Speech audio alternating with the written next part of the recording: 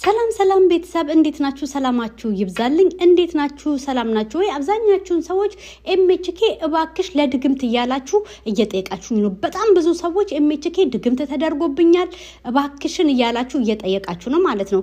በመጀመሪያ ደረጃ ሰዎች ማለት ነው ድግምት ይኖርባቸው አይኖርባቸው ሳያውቁ ስራዬ ተበላሸ በድግምት ምክንያት ነው፣ ከባሌ ተለያየው በድግምት ምክንያት ነው፣ ታመምኩ በድግምት ምክንያት ነው፣ ነገሮች የተበላሻሹ በድግምት ምክንያት ነው ይላሉ ማለት ነው። ኦኬ አንድ ሰው ድግምት እንዳለበትና እንደሌለበት እንዴት ማወቅ ይችላል? ዛሬ የማሳያችሁን ጥበብ ካደረጋችሁ እናንተ ድግምት አለባችሁ የለባችሁም የምታውቁ ይሆናል። ይሄንን ነገር አርጋችሁ ድግምት እንዳለባችሁ ካወቃችሁ ወደ መፍትሄ ወይም እንዴት መፍታት የምትችሉበትን ጥበብ አሳያችኋለሁ። ማየት ማመን ነው፣ ተጠቀሙበት።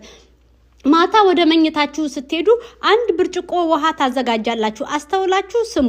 ድግምት አለብኝ ተደርጎብኛል ብላችሁ ለምትጠራጠሩ ሰዎች ማለት ነው። አንድ ብርጭቆ ውሃ ካዘጋጃችሁ በኋላ 7 ፍሬ ሀባ ሶዳ ወይም ሀባ በረካ ጥቁር አዝሙድን በውሃ ውስጥ ታረጉታላችሁ። 7 ሀባ ማለት ነው።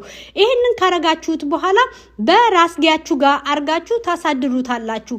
ድግምት ከተደረገባችሁ ይሄ 7 ፍሬ ሀባ በረካ ወይም ሀባ ሶዳ ጥቁር አዝሙድ ከታች ላይ ወርዶ ታገኙታላችሁ፣ እታች ታገኙታላችሁ ማለት ነው።